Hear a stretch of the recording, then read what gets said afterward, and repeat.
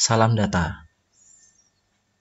Pada hari ini saya akan menyajikan terkait dengan topik penyusunan kelas interval yang merupakan pertemuan ke-9 pada perkuliahan kita kali ini.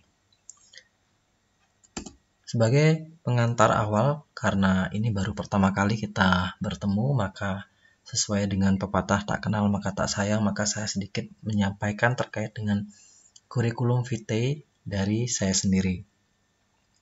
Silahkan dibaca kurikulum ini sebagai pengantar dan keilmuan atau kepakaran dari si pengajar.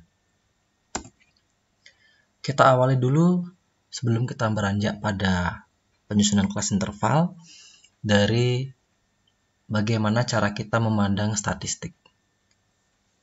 Pertanyaan besarnya adalah the big question, statistik benda apa itu? Terkadang dari kita sendiri bahwa setelah kita belajar statistik merasa ruwet, merasa bingung, sulit, kemudian kita banyak bergelut dengan angka-angka walaupun sebenarnya tidak juga, dan berujung pada stres. Ini sering terjadi terutama pada mahasiswa non-statistician ya, yang memang bukan basic statistik. Lalu sebenarnya apa definisi statistika? Mengapa perlu statistik? Nah, sebelum kita menjawab apa sih sebenarnya definisi statistik, maka kita perlu pahami dulu bahwa statistika sebenarnya suatu ilmu di mana kita dapat memperhitungkan ketidakpastian dan juga keragaman. Kenapa? Karena kita ketahui bahwa hidup ini penuh dengan ketidakpastian dan penuh dengan keragaman. Benar bukan? Karena apa? Dalam kehidupan, jika tidak ada ketidakpastian dan semua sama, maka tentu namanya bukan hidup. Ya. Nah, silahkan dipikirkan apakah memiliki makna tersendiri bagi kalian. But let's try for the easiest but the most essential. Yang paling pertama dalam statistik adalah deskriptif. Maka kita kembali ke sini mengawali bahwa apa itu statistik. Kita punya 4 pendekatan terhadap statistik. Yang pertama adalah collecting data, yang kedua characterizing data, yang ketiga presenting data, dan yang keempat adalah interpreting results. Nah, dari semua ini nanti kita akan olah dengan menggunakan analisis data. Untuk apa? Hasil ini akan digunakan sebagai decision making atau membuat keputusan. Dimanapun itu, bidang apapun itu, yang berkaitan dengan data-data dan angka-angka, maka hasil akhirnya pasti digunakan sebagai alat untuk membuat keputusan. Prinsip dasar statistika deskriptif adalah informasi awal. Jadi ini merupakan suatu informasi yang berada di awal, kemudian tidak bisa menarik kesimpulan secara umum, dan yang terakhir data exploration.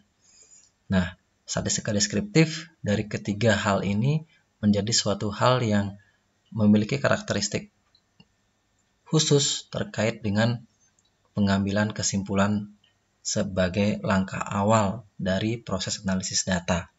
Ya, tentu di sini kita bisa melihat dari sisi aspek pengelolaan data terkait dengan eksplorasi data, kemudian menyimpulkan data walaupun tidak secara umum tetapi secara spesifik.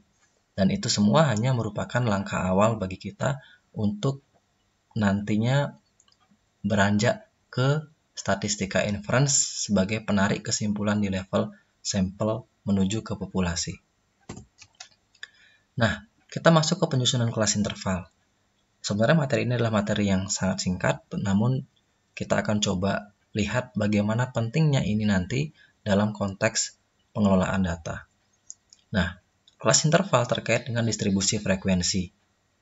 Karena apa? Dalam data yang kita punya nanti, walaupun bersifat discrete maupun continue, kita akan mencoba untuk mengelola ini menjadi lebih ringkas. Jadi terkait dengan peringkasan atau summarizing data di sini. Data terbagi menjadi 2, data kategorik dan discrete, di mana nanti dalam data kategori discrete, seperti misal jenis kelamin, golongan darah, jenis penyakit, dan lain-lain, ini menggunakan konsep tali, teknik tali atau mencacah. Laki 1 perempuan, 0, 1 jumlahnya berapa, 0 berapa. Nah, itu terkait dengan teknik mencacah. Tapi jika data kita adalah data kontinu, misal leukosit, kadar gula darah, hormon, dan lain-lain, gunakan rumus Turgas dengan rumus seperti ini. Oke, teknisnya silahkan nanti dipelajari secara mandiri, atau bisa juga menggunakan konsep dari Strike. Jadi ini buku panduan textbook dari Inggris terkait dengan statistik for laboratory medical. Nah, di sini perhatikan dia memberikan poin-poin penekanan bahwa dalam distribusi frekuensi atau dalam penyusunan kelas interval, perhatikan item-item berikut. Ya, identify the lowest and highest number in the dataset. Jadi perhatikan bilangan terkecil dan terbesarnya. Kemudian berikan peringkat mana yang tertinggi sampai ke dari yang terendah ke sampai yang tertinggi, agar kita lebih mudah dalam melihat data secara keseluruhan. Selanjutnya, identifikasi range-nya. Berapa range-nya dari maksimum ke minimum. Kemudian, dia memberikan suatu petunjuk bahwa 10-20 kelas merupakan bentuk atau jumlah kelas yang direkomendasikan. Namun, lihat bahwa jika data tersebut kurang dari 50, maka tentu gunakan kurang dari 10 kelas. Tetapi jika data kita punya 1000 atau lebih, maka kita gunakan 20 kelas. Nah, seringkali kita akan juga melihat ini dengan mempertimbangkan bagaimana noisy-nya. Noisy itu artinya bagaimana keragaman datanya. Ya, jika datanya ekstrim, maka tentu memerlukan perlakuan yang ekstrim atau spesial juga. Ya, how to make it easy? Melihat dari ini tentu akan rumit. Ya, maka kita dimudahkan dengan menggunakan software selain menggunakan manual. Gunakanlah Excel, SPSS, atau R sebagai alat bantu untuk mengolah data kita. Nah, ini contoh datanya. Nah, ini random sample dari 41 serum hormon level di mana di sini satuan nmol per liter. Jadi ini datanya, data setnya. Nah, ini kita akan berusaha membuat ini menjadi lebih ringkas dengan menggunakan distribusi frekuensi sebagai berikut. Yang ini contohnya seperti ini, ada 4. Silahkan dicoba cari perbedaannya seperti apa, karena frekuensinya sama, 125, 125, 125, 125, ini semua sama. Apa perbedaannya di sini? Silahkan nanti coba dipelajari. Let's try. Jadi setelah ini kita akan coba lakukan ini di software Excel sebagai alat bantu kita untuk menyelesaikan penyusunan kelas interval. Sekian dari saya, terima kasih, selamat belajar.